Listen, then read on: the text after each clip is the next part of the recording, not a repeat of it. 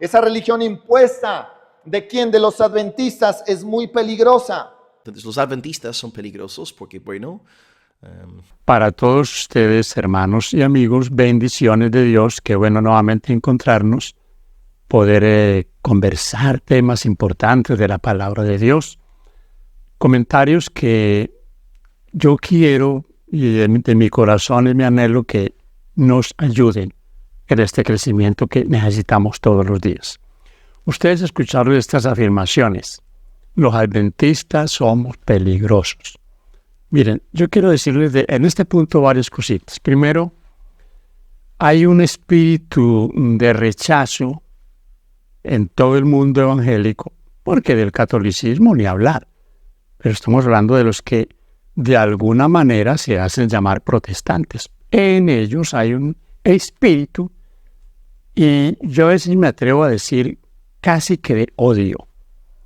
Porque cuando ellos dicen que los adventistas somos peligrosos, sin decirlo de una manera abierta, están mostrando ese espíritu antagónico que finalmente, al final, se va a despertar. Porque todos, si le preguntara a Oscar Rivera, a Bill Graham, si van a ser perseguidos, van a decir que sí. ¿Pero por qué van a ser perseguidos? Recuerden que en la Biblia hay una pauta por la cual Satanás levantará persecución en los días finales. Apocalipsis 12:17. El dragón se llena de ira contra la mujer, contra la iglesia, contra el remanente, los que guardan los mandamientos de Dios y tienen el testimonio de Jesucristo. Sí, eso es claro. Entonces, no va a ser perseguido cualquier creyente en la parte final de la historia, según nos dice la palabra de Dios. Ahora, yo quiero que veamos algunos detalles. ¿Por qué somos peligrosos los adventistas? Básicamente, y yo voy a permitir que ustedes escuchen un poquito más sobre lo que dice el pastor Bill acerca de por qué vamos a ser perseguidos. Él da algunas ideas, pero pues hay muchas cosas que la iglesia adventista para ellos es incómoda. ¿Por qué? Porque yo debo decirlo y lo digo con sencillez, lo digo sin orgullo. La iglesia adventista no es la iglesia del montón. Ellos atacan a los mormones, atacan a los testigos, pero hay un gran grupo de credos donde ellos abrazan sus mismas ideas, sus mismas creencias. Entonces, el mensaje adventista les talla.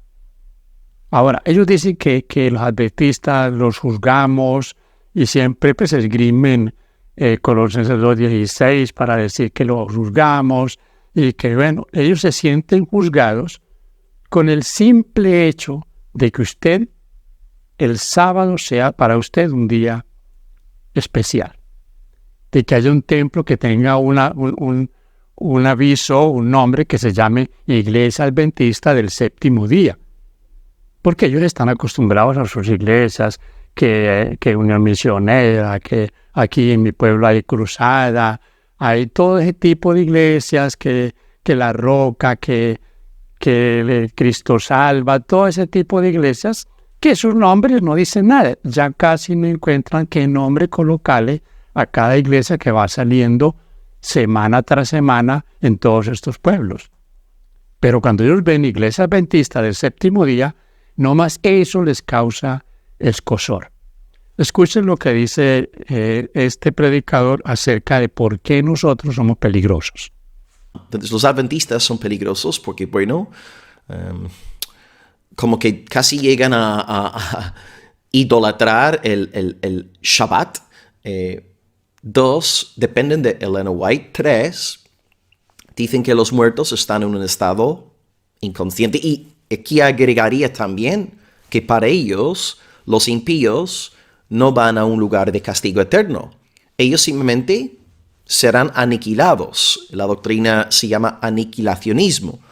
Por tanto, los creyentes duermen hasta la resurrección y después estarán con el Señor, pero los impíos simplemente dejan de existir. Y ahí está su castigo. Su castigo es no existencia.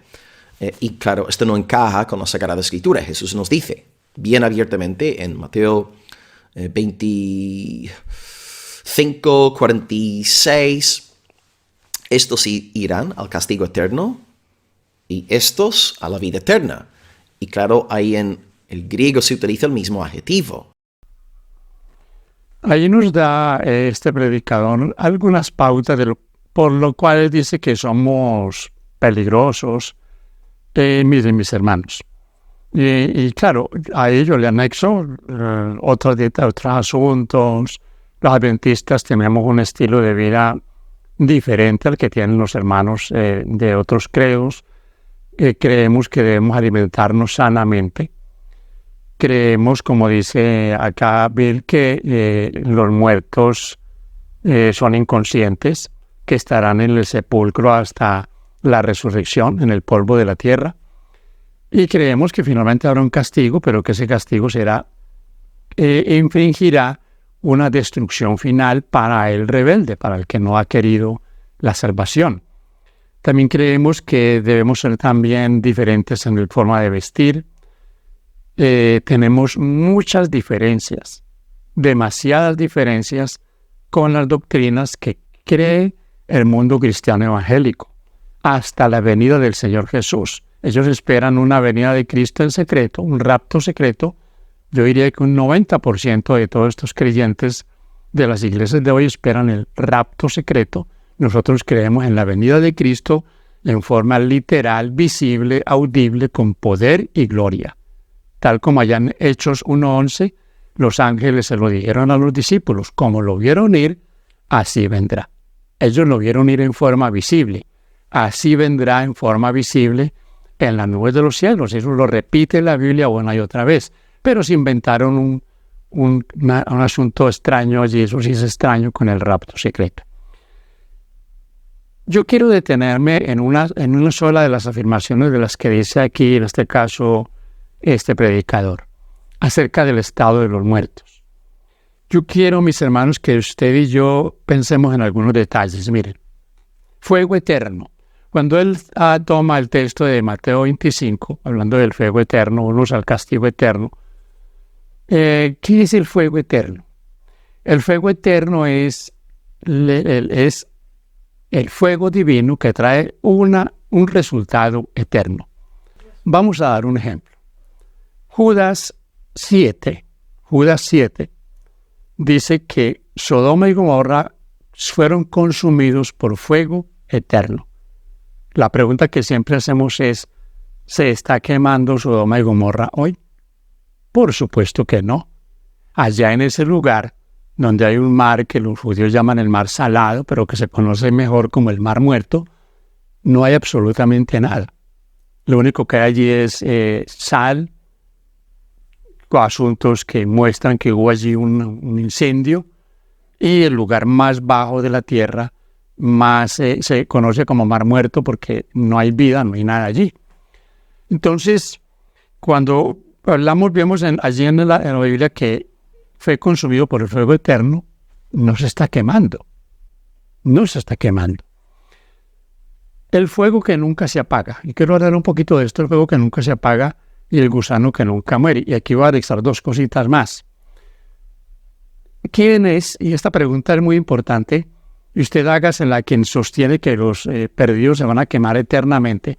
Pregúntele quiénes son los que van a recibir vida eterna. ¿Quiénes tendrán vida eterna? ¿Quiénes están buscando vida eterna? Los que aceptan a Jesucristo como Salvador. Los impíos no tienen vida eterna. El grave problema que hay con esta creencia evangélica es que nosotros somos eternos. Y usted escucha con frecuencia a estos predicadores decir que nosotros somos inmortales. El único inmortal es Dios. El único inmortal. Dice en Romanos 2:7 que nosotros estamos buscando inmortalidad. Y la inmortalidad está en Jesucristo, en Él está la vida. Pero somos mortales. Entonces, cuando se habla del fuego que nunca se apaga y gusano que nunca muere, estamos hablando de un fuego que nunca se apaga hasta que no haya que consumir. Usted tal vez ha escuchado en los noticieros hablar de una casa que no pudo ser apagada. Todo se consumió, una fábrica, qué sé yo, un incendio voraz en un bosque. Dicen los bomberos, no pudieron apagarlo. Ese fuego no se pudo apagar. ¿Cuándo se apagó ese fuego? Cuando ya no había que consumir. Porque sería ridículo pensar que van a haber hasta gusanos eternos. Gusanos que nunca mueren. Entonces Dios le va a dar vida eterna hasta los gusanos. Toman como texto a Marcos 9:44. Eso no tiene. O sea, toman literal lo que les conviene y toman simbólico lo que no les conviene. Entonces fíjense cómo no interpretan la escritura de una manera correcta comparando texto con texto. Y esos textos de Marcos 9, que están también en Mateo y en Lucas, que toma una parte de Isaías, se nos muestra también las consecuencias, el resultado final del pecado. Hay aquí, y yo tal vez les comenté a ustedes en otra ocasión, ¿cuánto tiempo se van a quemar los impíos? No sabemos. Lo que sí sabemos es que eso será gradual. Cada uno pagará conforme a sus obras, porque sería injusto que todos se quemaran eternamente, habiendo cometido cada uno diferentes actos pecaminosos, barbaries. Y es que imagínate nomás que Adolf Hitler se va a quemar eternamente junto con alguien que simplemente no quiso aceptar al Señor, cometió pecados, rechazó al Señor, no quiso creer, pero no hizo lo que hizo Hitler. Pero los dos se van a quemar igual por la eternidad. Entonces esto, mis hermanos, es algo que no tiene. Ellos defienden eso. Escuchen un poquito lo que dice Bill para que hagamos esa evaluación mejor.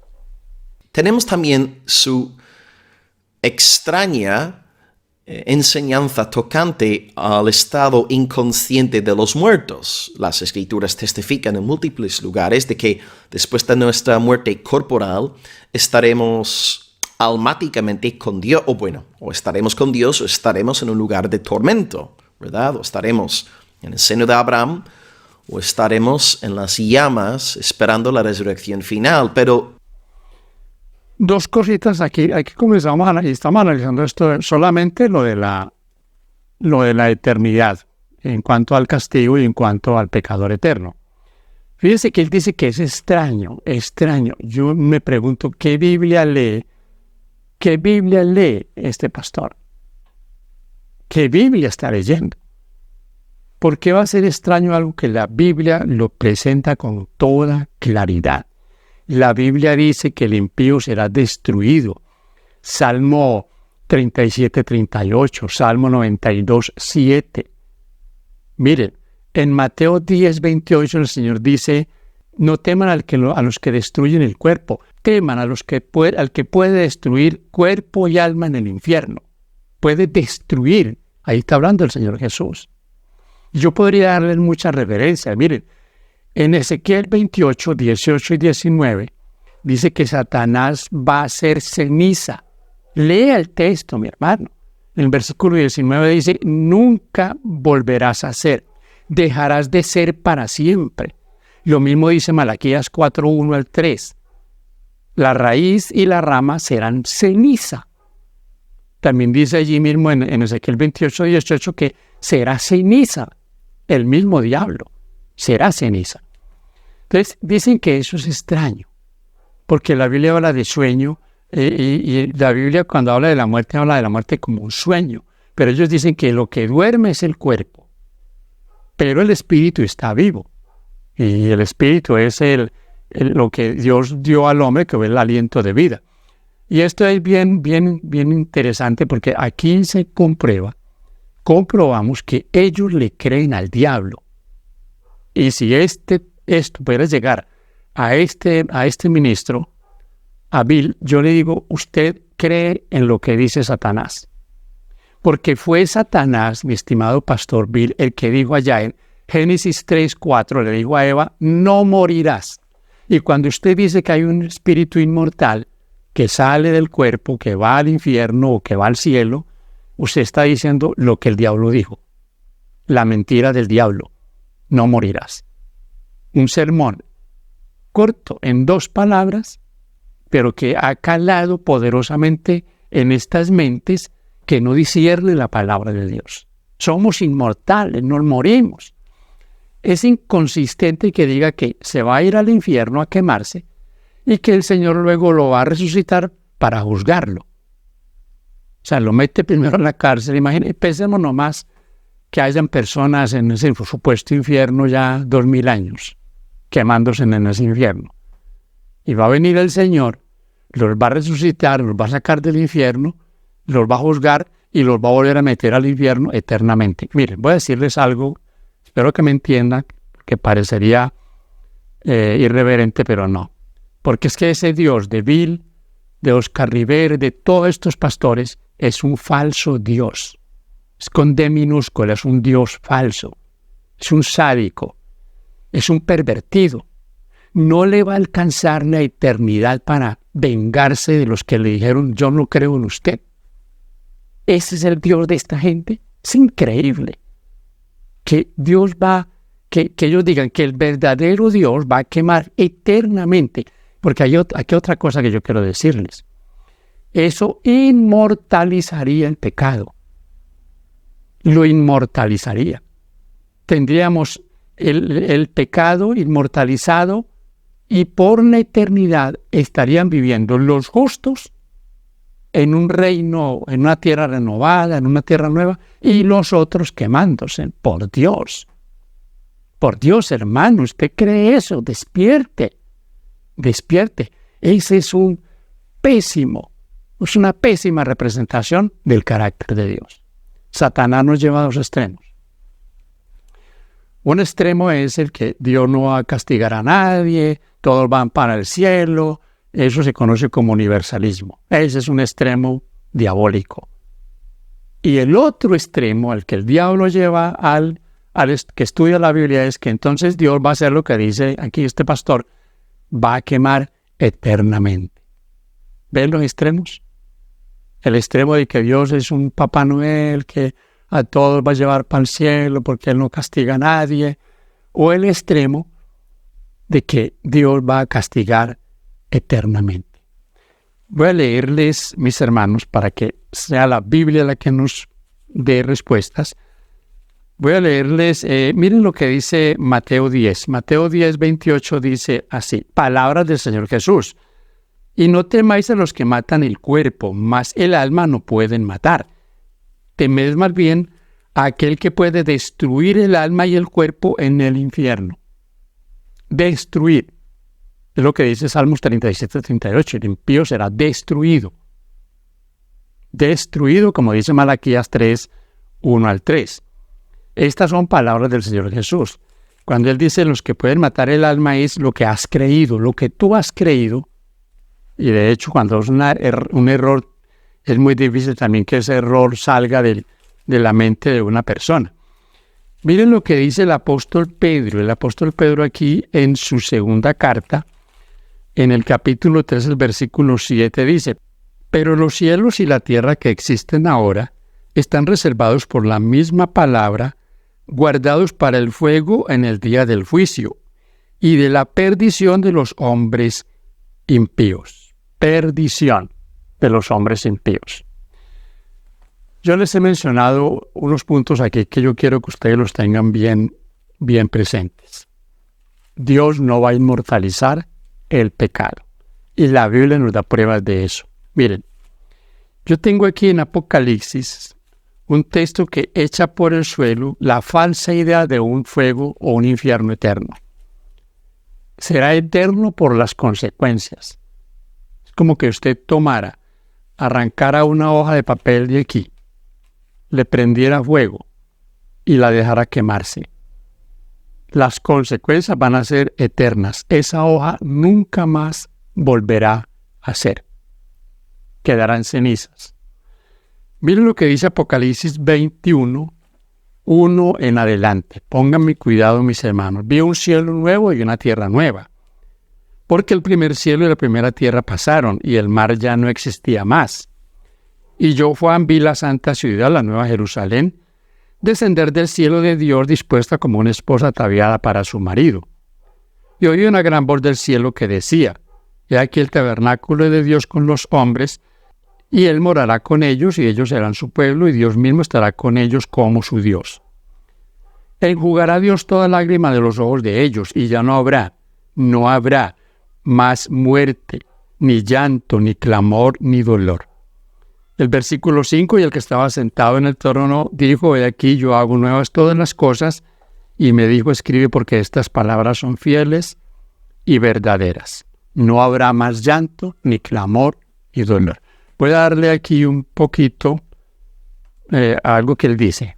¿Qué pasa? Los adventistas enseñan que después de la muerte hasta la segunda venida de Cristo, es decir, cuando se efectuará la resurrección general de los muertos, están todos los muertos dormidos. Pero claro, entendemos que según la Sagrada Escritura, que al morir en cuerpo, almáticamente hablando, seguimos siendo conscientes. Por ejemplo, Jesús dice al ladrón a la cruz, de cierto te digo que hoy estarás conmigo en el paraíso. Su cuerpo no, su cuerpo iba a haber corrupción en la tierra, pero su alma iba a estar con Cristo, plenamente consciente en la presencia de Jesús. Quiero terminar aquí, mis hermanos, esta parte, porque quiero dejarles claro el mensaje, lo que creemos por la palabra de Dios, porque lo que él cree no es por la palabra de Dios. No hay espíritus inmortales, inconscientes, y tal vez hemos hablado de la pésima interpretación que ellos hacen del rapto, y después del rapto, a los 7 años que viene el Señor con espíritus y resucita cuerpos y los junta con espíritus en el aire. Eso es una falsedad de toda falsedad. Eso no lo dice la palabra de Dios. Si hay resurrección es porque los muertos están inconscientes. Están inconscientes. Y eso se lo dijo el Señor a muchos de los profetas. Pablo no se contradice, porque lo que él dice que Pablo dice, no, Pablo no se contradice. Usted lee 2 Timoteo 4:8 y encuentra que nunca Pablo tenía la idea de que iba a recibir la vida eterna tan pronto se muriera. Es más, en el capítulo 11 de Hebreos, en el versículo 39 y 40, dice muy claro que los héroes de la fe no han recibido todavía el galardón prometido. Usted puede leer el texto de Hebreos 11, 39 y 40.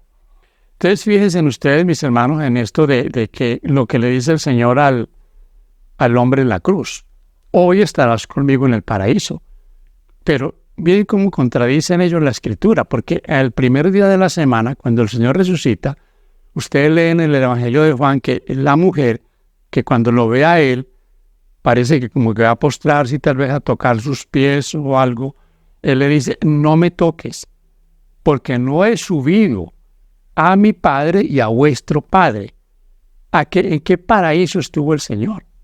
El Señor estuvo en el sepulcro desde el día de su muerte, el viernes en la tarde, el sábado lo pasó en la tumba, como día de reposo, hasta en la muerte el Señor reposó el sábado, resucita el domingo, y el domingo todavía Él no ha ido al cielo, al paraíso, porque a no ser que ellos creen que el paraíso está por allá en el centro de la tierra. El paraíso que creemos nosotros está en el tercer cielo.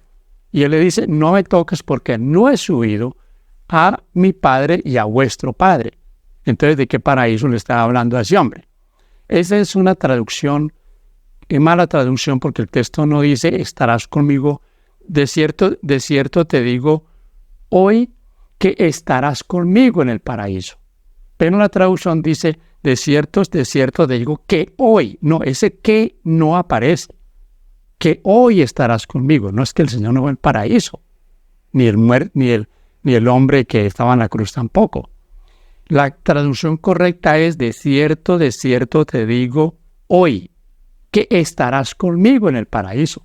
Porque fíjense ustedes que el hombre en la cruz, ¿qué le pidió al Señor? Acuérdate de mí cuando vengas en tu reino. Él no le dijo, acuérdate de mí ahora que te vas a ir para el reino. No, cuando vengas.